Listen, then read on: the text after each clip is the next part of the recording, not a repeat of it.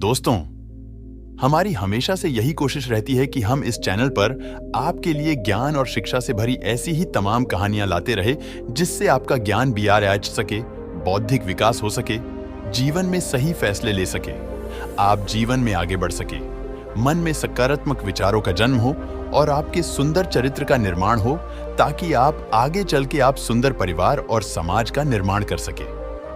एक छोटा सा गांव था जिसमें 20 घर थे। उस गांव में एक घसियारा रहा करता था। गांव के बगल में एक जंगल था। घसियारा अक्सर उस जंगल में आता जाता रहता था। घसियारा उस जंगल से कभी लकड़ियां काट कर लाता तो कभी कोई छोटा मोटा जानवर पकड़ लाता और उसे पका कर खा जाता। घसियारे कभी पहले से मरे हुए जानवर नहीं खाता। उस जंगल में बहुत ज्यादा हंस रहा करते थे। हंस अक्सर अपना ठिकाना ऊंचे वृक्षों पर ही बनाकर रहते थे।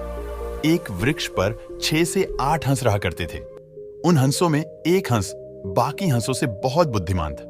वह बुद्धिमान हंस बहुत बूढ़ा था। वह बूढ़ा हंस अक्सर उस घसियारे पर नजर रखता था। हंस ने एक बात समझ ली कि यह घसियारा मरे हुए जानवर को अपने साथ नहीं ले जाता।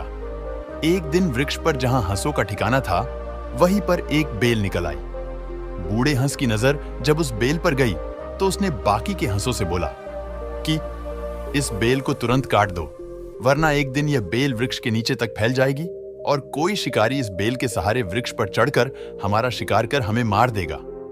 यह सुन बाकी के हंस बोले, अरे तुम बेवजह ही इतने चिंतित हो रहे हो। अभी यह बेल बहुत छोटी है तो इसे बढ़ने में अभी बहुत समय लगेगा। तब तक हम इस बेल को काट देंगे। बूढ़ा हंस अब काफी कमजोर हो चुका था, इसलिए वह चाहकर भी उस बेल को अपनी चोंच से नहीं काट सकता था।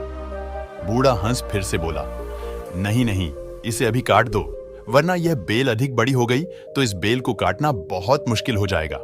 तब यह बेल नहीं कटेगी, इसे अभी काट दो, वरना एक दिन यह बेल हमारी मौत का कारण बनेगी। लेकिन कोई भी हंस उस बूढ़े हंस की बात सुनने को तैयार नहीं था।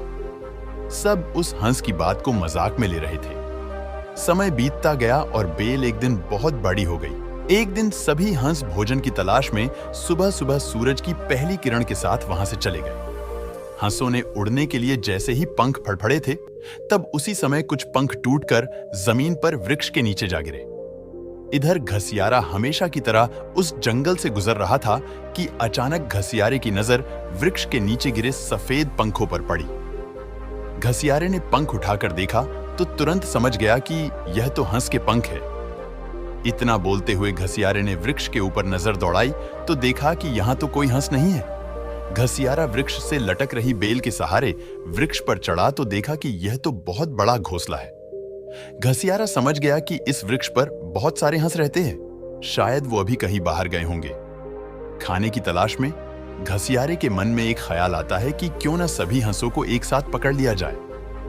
इतना सोचते हुए घसियारा वृक्ष पर जाल बिछा देता है और कहता है, जब सभी हंस शाम को यहां वापस लौटेंगे तो वो सब मेरे इस जाल में फंस जाएंगे।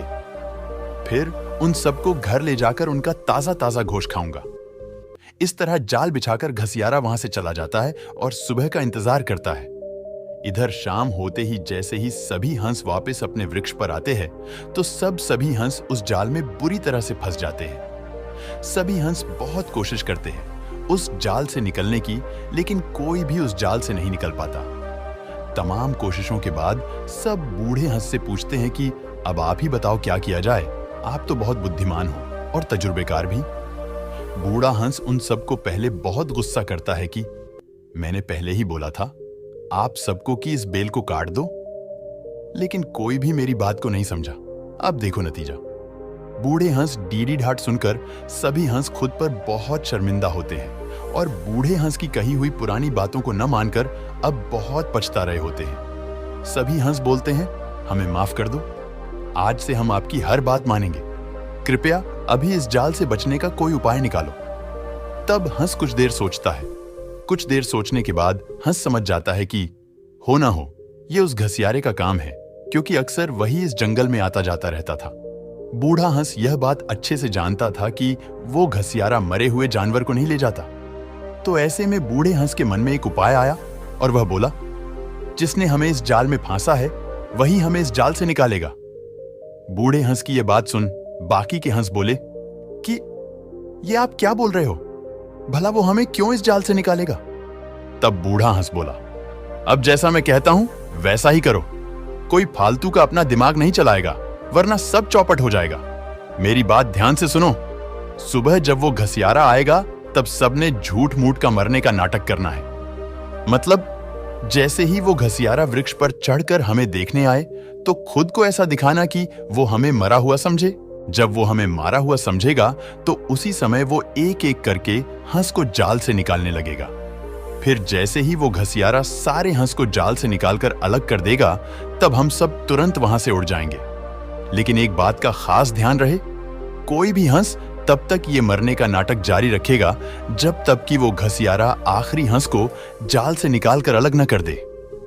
यदि किसी ने जरा सी भी गड़बड़ की तो हम सब मरे जाएंगे, और यदि कोई सिर्फ अपनी जान बचाने के चक्कर में पहले ही उड़ा तो घसियारा समझ जाएगा कि बाकी के हंस भी जिंदा है, तो वो बाकी के हंस को मारकर खा जाएगा।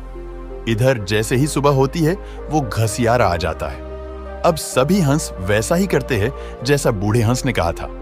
घसियारा जैसे ही वृक्ष से जाल को नीचे उतारता है तो वो यह देखकर चौंक जाता है कि सभी हंस मरे हुए हैं। घसियारा बहुत निराश हो जाता है और फिर एक एक करके सभी हंसों को जाल से निकालकर अलग करना शुरू कर देता है। जैसे ही सभी हंस जाल से अलग हो जाते हैं तभी तुरंत सभी हंस अपने पंख फड़फड़ाते हुए वहां से उड़ जाते हैं। यह देख घसियारा अपना माथा पीटते हुए वहां से चला जाता है। तो दोस्तों, इस कहानी से हमें क्या शिक्षा मिलती है? चलिए जानते हैं। इस कहानी से हमें सबसे पहली शिक्षा यह मिलती है कि परिवार में हमेशा अपने बड़े बुजुर्गों का कहना मानना चाहिए, क्योंकि उन्हें जिंदगी में अच्छे बुरे का तजुर्बा हमसे कहीं अधिक होता है। बाकी आपने इस कहानी में देख ही लिया कि हंसों ने जब उस बूढ़े बुजुर्ग का कहना नहीं माना तो नतीजा क्या हुआ। तो इसलिए हमेशा अपने परिवार में बड़े बुजुर्गों का कहना मानो, उनका और उनकी बातों का सदैव सम्मान करो, क्योंकि वह अक्सर आपके हित और भले के लिए ही बोलते हैं। इस कहानी से दूसरी शिक्षा यह मिलती है कि यदि जिंदगी में आपको पता लग जाए कि यह चीज भविष्य में हमारे लिए खतरा बनने वाली है, तो उस चीज को नष्ट कर देना ही समझदारी होती है। उसे कल के लिए मत छोड़ो, उसी समय नष्ट कर दो, ताकि भविष्य में आपको परेशानी ना हो। हम चाहते हैं कि यह कहानियां ज्यादा से ज्यादा लोगों तक पहुंचे, ताकि वह भी इसका पूरा लाभ उठा सके। इसलिए आप इन कहानियों को सोशल मीडिया की मदद से अपने सभी दोस्तों में अवश्य शेयर करें। आपका ये छोटा सा प्रयास कई लोगों की जिंदगी भी बदल सकता है। धन्यवाद।